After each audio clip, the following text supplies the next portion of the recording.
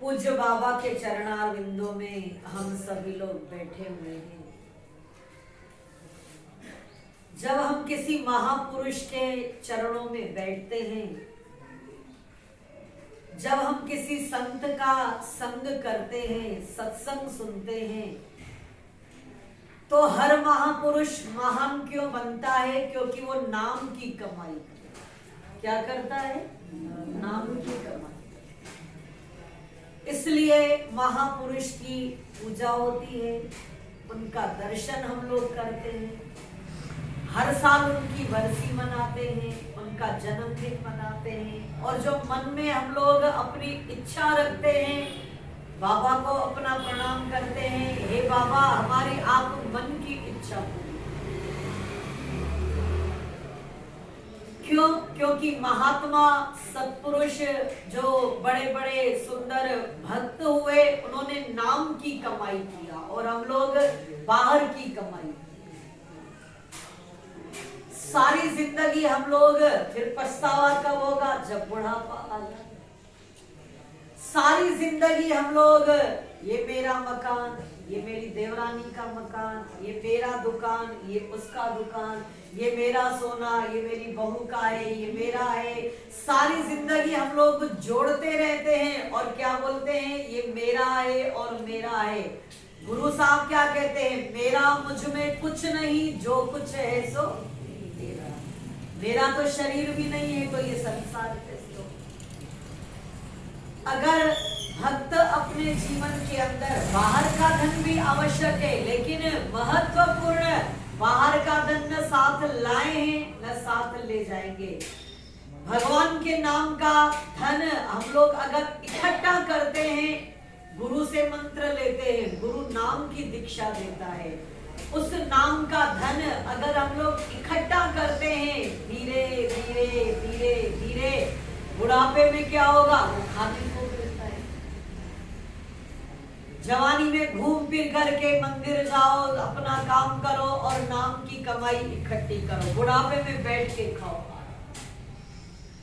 जवानी में हम लोग पैसा इकट्ठा करते, भाई बैंक में रखे, पता नहीं बहू कैसी होगी, फिर चलो इंश्योरेंस भरे, मालूम नहीं कैसा बुढ़ापा होगा। वो धन हमें बुढ़ापे में काम आता है। चलो भाई दवाई ले लेंगे, थोड़ा लड़की को देंगे, घूम फिर लेंगे, रिश्तेदारी परिवार कौन बेटे से मांगेगा। इसी तरह प्रभु नाम की कमाई हम लोग बुढ़ापे में खाने को। धीरे धीरे जवानी कैसा है, उस नाम के धन को इकट्ठा करो। एक राजा थे, उस राजा के यहाँ बहुत सुंदर अच्छे अच्छे बगीचे थे, उन बगीचों में फलदार पेड़ लगे। राजा सुनता रहता था कि मेरे इन बगीचों के अंदर बहुत सारे मेरे अपने मंत्री आते हैं, फल खाते हैं और कोई भी उन फलों को पानी नहीं देता, सड़ जाते हैं, न उनको पानी देते हैं, न गंदगी उनको हटाते हैं, सब आते हैं खा पी के चले जाते हैं। एक दिन राजा ने ऐलान किया, जो मुख्य उनके मंत्री हैं, 3 उनके मंत्री थे, उनको बुलाया। बोले जी महाराज, बोले ऐसा है, बगीचे में जाओ, ये लो झोला लेकर। बड़ा बड़ा झोला लिया, ये लो झोला ले। बोले हाँ, बगीचे में जाओ और सारे इस झोले के अंदर अच्छे अच्छे रस भरे फल इकट्ठे ले। क्या ले आओ? फल लेके आओ इन झोल। मंत्रियों को लगा क्या बड़ी, उठाया उन्होंने वो झोला, और झोला उठा करके आए अपने बगीचों के अंदर, फल अपना खाया। एक ने कहा, राजा ने ये कहा है, जरूर इसमें कोई रहस्य। उसने अच्छे अच्छे फल भरे, कुछ पके हुए फल, कुछ रस भरे फल, कुछ अच्छे से पके, कुछ भरे हुए, सब उसने फल बड़े आराम के साथ।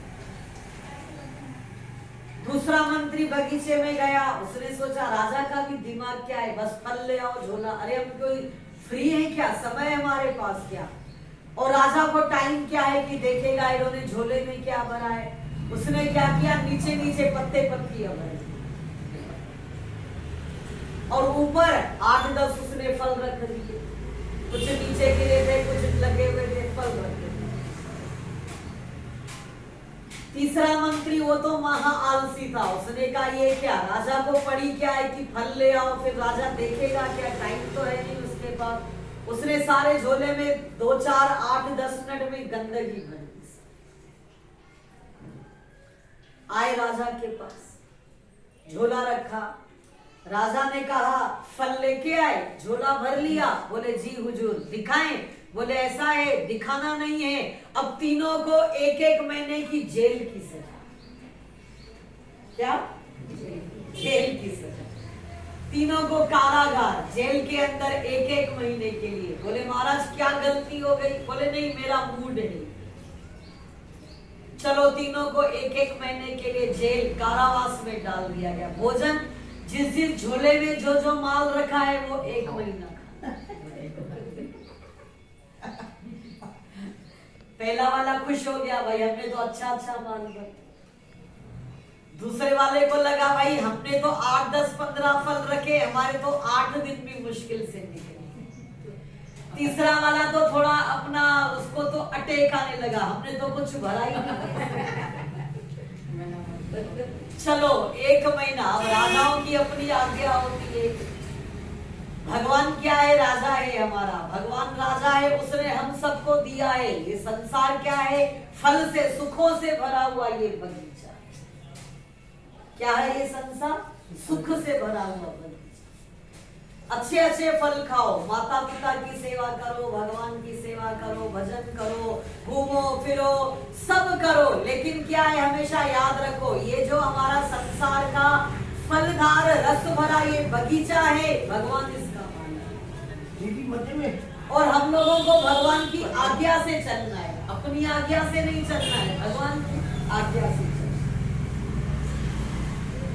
अब तीनों को 1-1 महीना चल भैया। अपना जो पहला वाला था वो भक्त था, वो अपना आराम के साथ है, सारी जिंदगी कट जाती है, 1 महीना कट गया,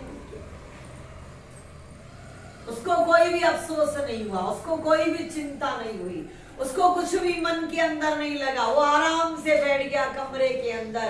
राजा ने कहा है भाई 1 महीना सजा, उसने सोचा अब हम 1 महीना भगवान के नाम के भजन का मजा लेंगे।